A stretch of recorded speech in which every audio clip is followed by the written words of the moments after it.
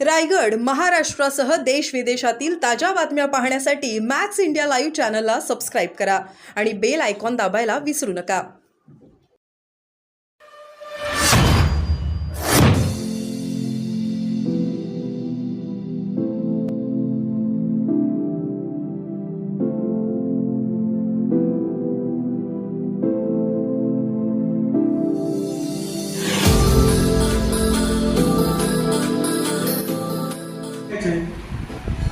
की एका जत्रात देव म्हातारा होत नाही, एका पराभवानं खचणाऱ्यातले आपण नाहीये.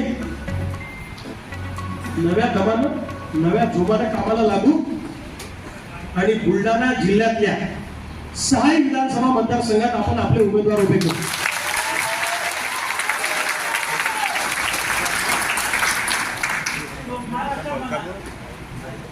बुलढाणा जिल्ह्यामध्ये 6 लोकसभेमध्ये आपले उमेदवार उभे राहतील. सॉरी 6 विधानसभेमध्ये आपले उमेदवार उभे राहतील आणि स्वतंत्रपणाने आपली तयारी उद्यापासून चालू होईल.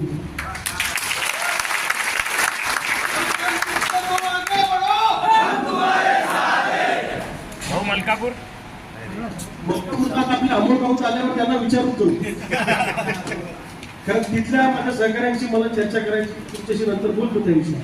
तुम्ही तयारी करत असलं तर तिथे ताकदीचा उमेदवार टाकू आपण, चिंता काय करायचं. आणि ऐकून घ्या, या 6 विधानसभा मतदारसंघामध्ये ताकदीचे उमेदवार जिंकण्यासाठी आपल्याला उभे करायचे, लढायचं म्हणून लढायचं नाहीये. आणि शेतकऱ्यांच्या प्रश्नावर कुणी चर्चा करत नाही, शेतकऱ्याचा केंद्रबिंदू ठेवून कधी निवडणुका होत नाही.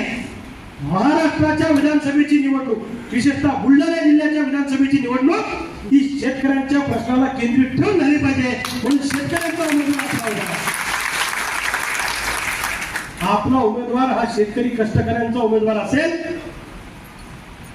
सोयाबीन कापसाच्या भावासाठी आपला उमेदवार उभा असेल, शेतकऱ्यांना आत्मसन्मान मिळवून देण्यासाठी, शेतकऱ्यांचं जगणं सुखकर करण्यासाठी आपला उमेदवार निवडणुकीच्या रिंगणात असेल. बुलढाणा विधानसभा, चिखली विधानसभा, सिंदखेड राजा विधानसभा, मेहकर विधानसभा, खामगाव आणि जळगाव जामोद विधानसभा आणि अनेक नवीन लोक सुद्धा या प्रमाणात येणार आहेत. ही गोष्ट लक्षात ठेवा. जे लोक लोकसभेला आपल्या सोबत नव्हते ते आता राहणारच नाही, हे लोक तुम्ही टाका, ते विधानसभेला आपल्या सोबत येतील. त्यांना लक्षात आलं की नाही हे फाईट कर सकते, बरोबर आहे की नाही. म्हणून बुलढाणा विधानसभा, बुलढाण्यातल्या 6 विधानसभेत आपले उमेदवार आपण उभे करणार. आता काही लोक मला भेटल्यावर सांगतील, आणि बापा तुम्ही काय आणलं आता, हे गोष्ट लक्षात ठेवा. तुम्हाला काही कपाळाचं कातडं काढून द्यायचं नाही. जे काय 22 वर्ष लोकांसाठी काम केलं, जरा ऐका, लोकांसाठी लढलो झटलो, त्या लोकांना सोबत घेऊन त्या कामाची मजुरी म्हणून आपल्याला मत मागायचं आहे. आणि मी बुलढाणा जिल्ह्यातलं गाव पिंजून काढणार आहे. तुम्ही मला आवाज द्या, फक्त गौरवमाझ्या हिशोबाने घ्या, गौरवमाझ्या हिशोबाने घ्या. मी गावागावात येतो, काळजी करू नका. आणि दुसरे मला एक घोषणा करायची आहे की ही झाली आपल्या जिल्ह्याची बैठक. 13 जुलै सुरू आहे ना, 13 जुलै रोजी ही आपल्या जिल्ह्याची बैठक आहे. हा झाला जिल्ह्याचा निर्णय, बरोबर आहे की नाही. आता ह्या जिल्ह्याचा निर्णय आपला 6 विधानसभा मतदारसंघात झाला. पण आता फक्त दिवसभर आपल्या लोकांना सांगायचं नाही की आम्ही उभे राहणार आहे. मी तुमच्याकडे गाव वाटून देणार आहे. ज्या चुका लोकसभेत झाल्या त्या रिपीट होता कामा नये. इकडचा चालला तिकडं, तिकडचा चालला इकडं, ते होता कामा नये. मी तुम्हाला त्या त्या गावचा पालकमंत्री करणार आणि रोज तुमच्याकडनं मी स्वतः आढावा घेणार आहे. आणि मला स्वतःला कुठे उभं राहायचं याचा निर्णय आपण काही दिवसामध्ये करू, ते तुम्ही ठरवा. मला कुठे उभं राहायचं हे तुम्ही ठरवायचं. पण 6च्या 6 विधानसभा मतदारसंघामध्ये जोरात तयारीला लागा.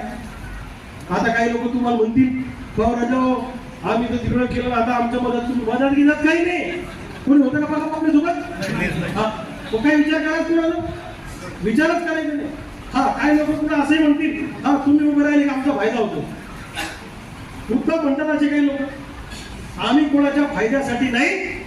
जर अरविंद केजरीवाल 3 वेळा दिल्लीचं सरकार आणू शकतात आणि पंजाब सारख्या नौक्या राज्यात जाऊन तिथे आपले आमदार निवडून आणून सत्ता आणू शकतात, तर बुलढाणा जिल्ह्यात आपल्याला काय अडचण करायचं नाही? काय अडचण? आपलं पक्ष आहे सगळे झाले इथं, अडचण काय? आणि जर तुम्हाला शेतकऱ्यांना एकत्रित निर्णय करायचं नसेल तर शेतकऱ्याला उद्या पुत्र सुद्धा विचारणार नाही भविष्यकाळामध्ये. ही गोष्ट लक्षात ठेवा. शेतकऱ्यांची एकजूट जी आपण 50% करू शकलो लोकसभेमध्ये, ती 100% विधानसभेमध्ये करून दाखवू. शहरी लोकांनाही सोबत घेऊ आणि या विधानसभेच्या मैदानात आपले सगळे पैलवान उतरू. कोण कोण उतरवायचे ते सगळ्या अंगाला ते तपासून घेऊ. तुम्हाला जरी उतरायचं नसेल पण कामाला लागा. काय होऊ शकतं? महाराष्ट्राच्या विधानसभेत दरवर्षी 10-15 आमदार अपक्ष असतात का नाही? असतात की नसतात? मग असं कोण तुम्हाला सांगितलं मिळ बसत नाही म्हणून? आता जर समजा आपण अपक्ष निवडून लोकांना काय म्हटलं असतं, अपक्ष बरं होतं आपलं नाही, पण अपक्ष नव्हतं आपल्याला. म्हणजे हे डोक्यात ठेवा. 6 विधानसभा मतदारसंघ आणि दुसरं 13 जुलैला पुण्यामध्ये मी महाराष्ट्रातल्या सगळ्या प्रमुख पदाधिकाऱ्यांची कार्यकर्त्यांची बैठक घेणार आहे जम्बो.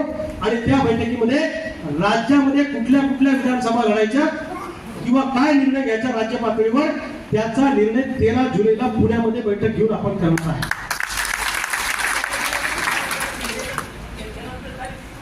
का? कधी? हो का? 13 तारखेला आहे.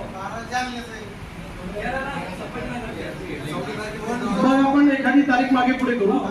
फक्त आषाढीच्या अगोदर एक सगळं आपल्याला करायचं आहे. पण ठीक आहे, तारीख मी सगळं विचार करून घेतो. 13 किंवा 14 असं कुठली तरी तारीख आपण घेऊ. पण 5-6 दिवसामध्ये पुण्याला आपली बैठक होईल. तुमच्यातल्या प्रमुख मंडळीला पुण्याला यायचंय. राज्यातले अनेक लोक पुण्याला येणार आहेत. माझ्या संपर्कात महाराष्ट्रातले अनेक लोक आहेत की ज्यांना विधानसभेच्या निवडणुका लढवायच्या आहेत. अनेक वेल एज्युकेटेड तरुण पोरं आहेत की जे छोट्या छोट्या पॉकेटमध्ये तालुका जिल्हा लेवलला काम करतात. अनेक माजी आमदार आहेत. अनेक चांगले दिग्गज लोक माझ्या संपर्कात आहेत. या सगळ्यांना सोबत घेऊन पुण्यामध्ये एक मोठी बैठक आपल्याला घ्यायची आहे. आणि महाराष्ट्रात सुद्धा अजून किती ठिकाणी काय काय आपल्याला विधानसभा लढवता येतील. अनेक लोक म्हणतात की आम्ही तर अपक्ष लढणार नाही, फक्त रविकांत तुपकर आम्हाला सोबत पाहिजे. तर असे सुद्धा अनेक लोक मला संपर्क करतायत महाराष्ट्रामध्ये. त्यामुळं तुम्ही एकटे नाहीये. मी काय भूमिका घेतो याच्यासाठी अनेक लोक राज्यातले वेट करतायत. आणि मला असं वाटतं की एक नवी दिशा, एक नवा आयाम, एक नवी लढाई आपल्याला लवकरच या बुलढाणा जिल्ह्यासह महाराष्ट्रामध्ये सुरू करायची आहे. मी दिवस रात्र बुलढाणा जिल्ह्यासह महाराष्ट्रातले जिल्हे पिंजून काढतो. तुम्ही फक्त मला साथ द्या. जशी साथ तुम्ही लोकसभेला दिली त्याच ताकदीने तुम्ही विधानसभेला साथ द्या. कोणी सोबत येऊ, नवीन माणूस येऊ नाही येऊ, आपल्याला ही लढाई लढायची एवढं डोक्यात ठेवा. बरोबर आहे का चूक आहे?